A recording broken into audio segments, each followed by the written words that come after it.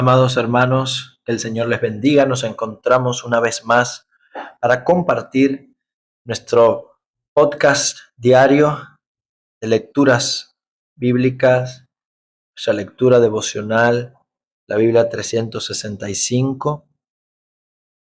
Ahora, considerando el tema de la obediencia a toda costa, el costo o la prueba de la verdadera fe, hasta dónde está dispuesta o nuestra obediencia a Dios, nuestra confianza en Dios, o cuál es la verdadera medida de nuestra fe en Dios. En el camino al cielo, amados hermanos, vamos a tener que enfrentar muchas pruebas y dificultades. Nuestra fe va a ser probada por Dios y debemos mantener la obediencia a cualquier costo.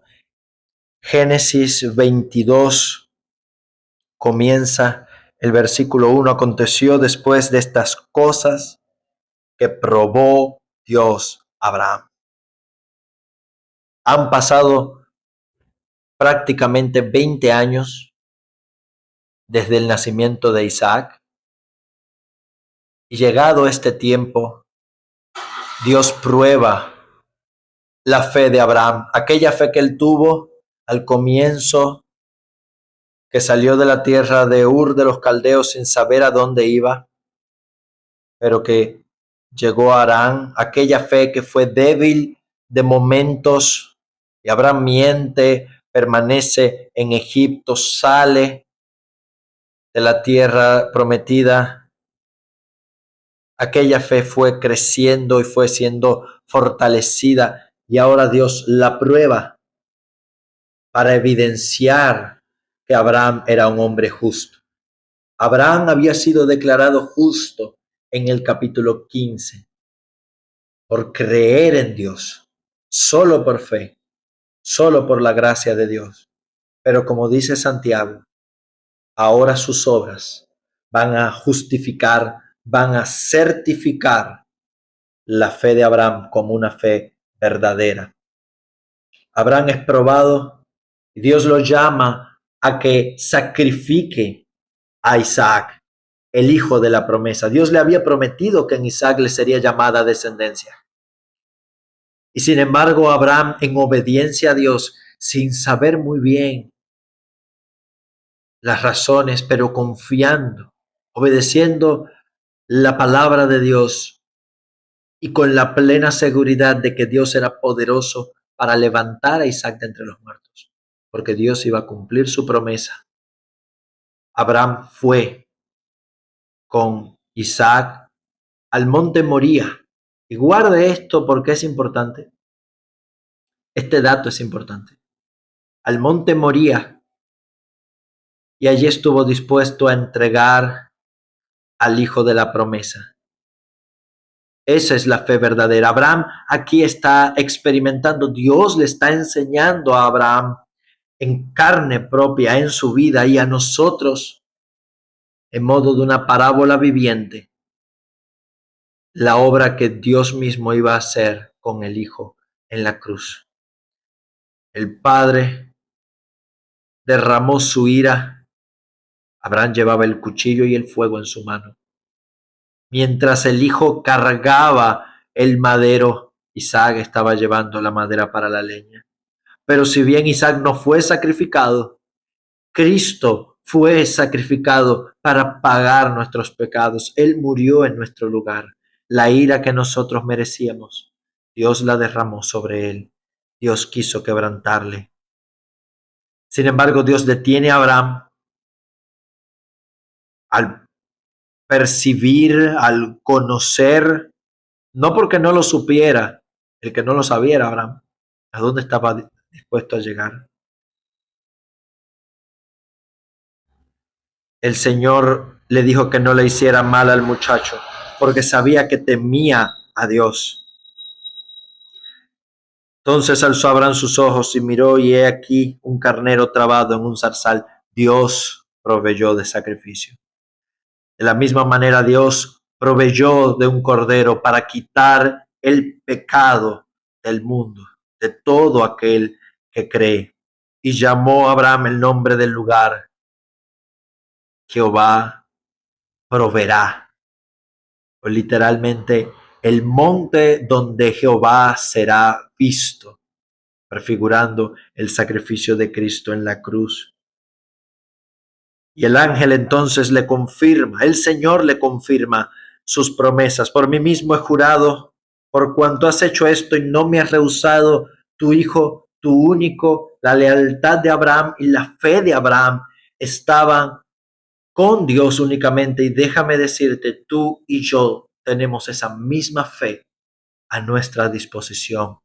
Úsala, no temas, confía en el Señor.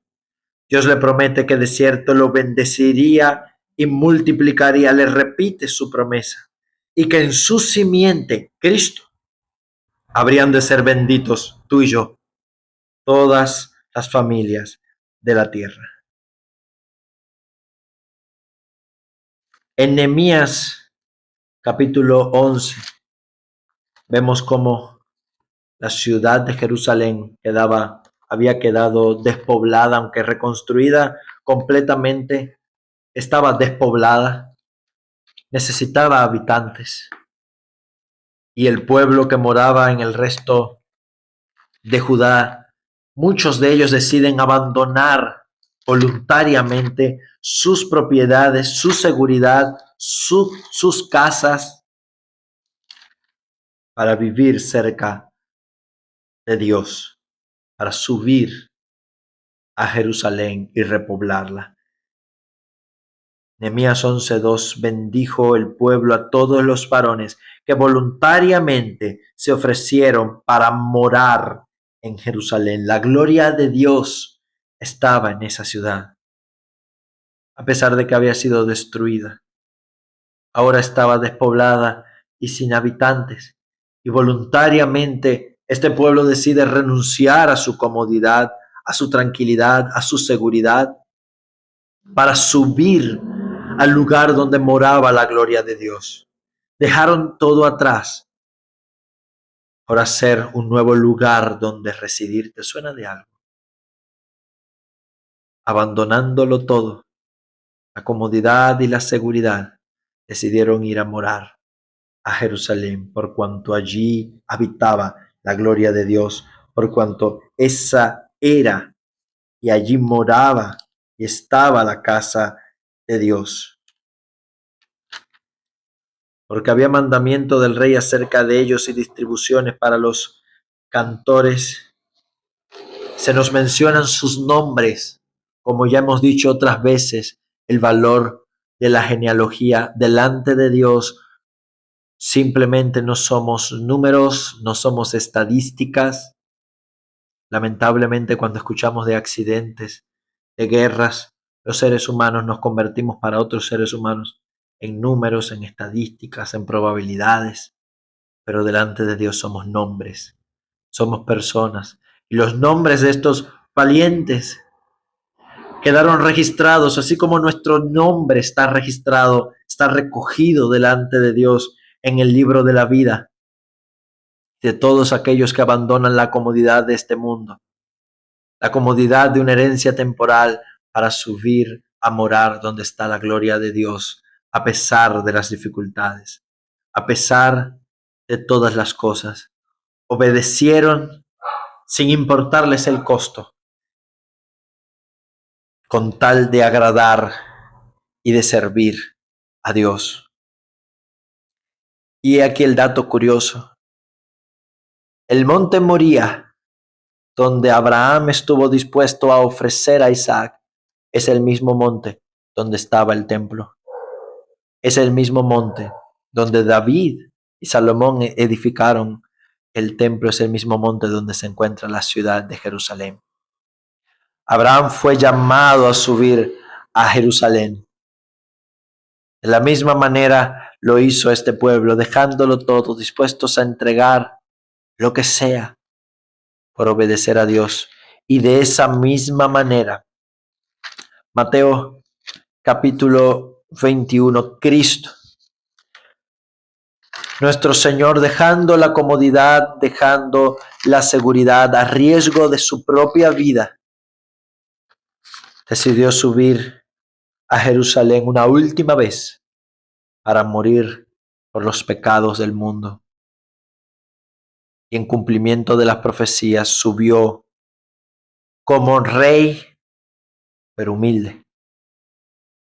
He aquí, tu rey viene. Díganle a la hija de Sión, tu rey viene a ti manso, sentado sobre un asna, sobre un pollino, hijo de animal de carga.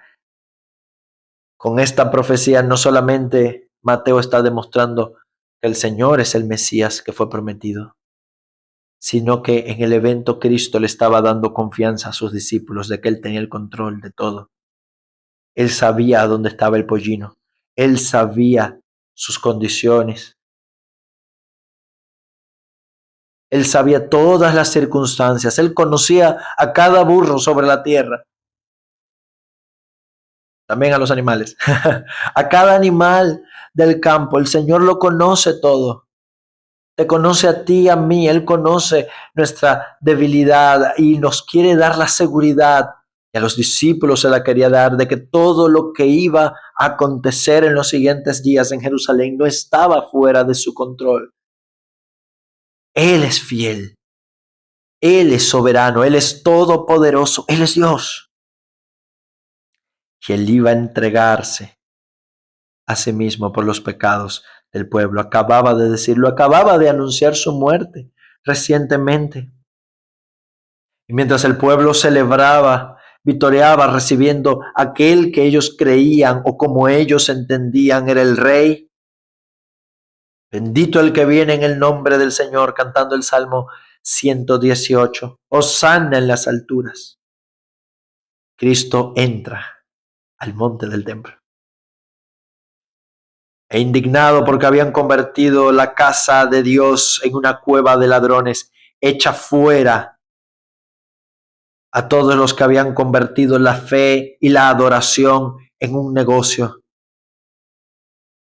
Mi casa, casa de oración será llamada, mas vosotros la habéis convertido en una cueva de ladrones. Habían hecho de la fe un negocio. Y Cristo sanó en el templo a aquellos que venían a Él, a los ciegos, a los cojos. Les recuerda que de la boca de los niños, de la boca de los humildes, de los débiles, Dios había perfeccionado la alabanza, que los niños lo habían recibido, mientras que los líderes sabios, arrogantes, como el Señor se goza en algún momento y dice que Dios había escondido esas verdades de los sabios y entendidos, se la había revelado a los niños, a los débiles, a los humildes, porque así era su voluntad. Israel era una higuera que aparentaba un avivamiento espiritual. El pueblo por cientos y miles lo habían recibido, alabando a Dios, glorificándolo. Parecía que lo habían reconocido finalmente, pero esos mismos que en este momento lo recibían, el Señor sabía que varios días después iban a estarle pidiendo a Pilatos que lo crucificara, y aún por ellos iba a morir. Mas a la nación, por cuanto era una religión hueca, sin vida, y en apariencia el Señor la maldice, en la forma y en la metáfora de esta higuera. Les recuerda a sus discípulos la confianza en la oración y confronta a los líderes con el tema de la autoridad, basándose otra vez en Juan. De lo que los líderes pensaran de Juan el Bautista determinaba la identidad de Jesús, porque Juan habló de él.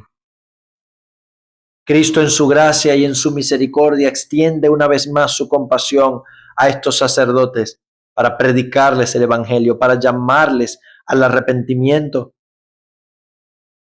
Por eso da las parábolas de los dos hijos y los contrasta con los publicanos y las rameras que se habían escuchado a Juan.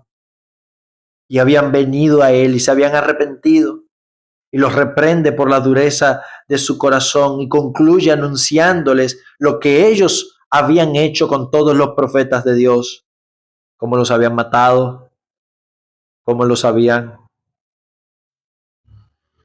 apedreado, cómo habían rechazado sistemáticamente la palabra de Dios, cómo habían resistido sistemáticamente la voz del Espíritu Santo y lo que terminarían haciendo con él y por la boca de ellos mismos. Que les responde el Señor, los sentencia. Les digo que el reino de los cielos es quitado a ustedes. La nación de Israel fue desechada como pueblo de Dios, no los judíos, sino la nación como nación. Iban a ser destruidas. El reino de Dios será quitado de ustedes y será dado a gente que produzca sus frutos, los gentiles. La iglesia de Dios integrada por todo aquel que cree, judíos y gentiles, que reconocen a Dios como su Dios y a Cristo como su Señor. Él es la piedra desechada por los edificadores, que vino a ser la cabeza del ángulo del nuevo templo de Dios. Él subió a Jerusalén sin temor a lo que iba a enfrentar, confiando en el Señor, y de esa misma manera nos llama a nosotros a seguir su ejemplo. Y Pablo precisamente, porque podemos llegar a pensar, oh no, era Cristo. Sí, aunque el Señor era un hombre. Y más adelante en Getsemaní lo vemos. Mas Pablo, sabemos que era un hombre. Pablo era un pecador, sujeto a pasiones semejantes a las nuestras, como dijimos, pero sin embargo, Pablo también va a Jerusalén, sabiendo de antemano todo lo que debía padecer. Así es necesario que por medio de muchas tribulaciones nosotros entremos en el reino de la gloria de Dios. Lucas nos narra con precisión, porque está acompañando a Pablo, nos narra con precisión todo el viaje. Y llegando a Tiro se encuentran con algunos hermanos y ellos le dicen por el Espíritu que no subiera a Jerusalén. Llegando a Cesarea nuevamente, tanto las hijas de Felipe el evangelista, que lo habíamos dejado en el capítulo 8, como de Agabo, el profeta, le anuncian a Pablo todo lo que iba a padecer en Jerusalén, que sería atado por los judíos y entregado. Y por causa de esto ellos, los discípulos, le persuaden y tratan de persuadirle, pero Pablo les dice: ¿qué hacéis llorando y quebrantándome el corazón? Yo estoy dispuesto no solo a ser atado, sino también a morir en Jerusalén por el nombre del Señor Jesús. Por el nombre del Señor Jesús, él estaba dispuesto a morir. Pablo pudo haber decidido quedarse cómodo, no haber ido, pero era empujado por el nombre del Señor Jesús. Él era empujado por el amor a Cristo para completar la obra, para completar la ofrenda, y aún estaba dispuesto a padecer lo que fuera en Jerusalén. Y así lo hizo, habiendo entregado la ofrenda. Pablo fue visto en el templo, fue una vez más rechazado, golpeado y casi muerto por los judíos, los mismos que habían rechazado a Cristo. En imitación a su Señor, así nosotros debemos vivir, corriendo con paciencia la carrera que tenemos por delante, puestos los ojos en Jesús, el autor y consumador de la fe, que por el gozo puesto delante de él sufrió la cruz, menospreciando lo oprobio. Y consideren, dice el escritor, aquel que sufrió tal contradicción de pecadores contra él mismo, para que no seamos probados hasta desmayar, para que no seamos aplastados. Somos una generación lamentablemente muy cómoda, pero aquella fe que tuvo Pablo, La misma fe de Abraham, la misma fe de los habitantes de Judea en tiempos de Nehemías es la misma fe que el Señor ha puesto en el corazón de cada uno de nosotros. Y Él nos llama de la misma manera que en nuestro caminar a Jerusalén la celestial seamos perfeccionados, estemos dispuestos a obedecer ante cualquier dificultad, a cualquier costo.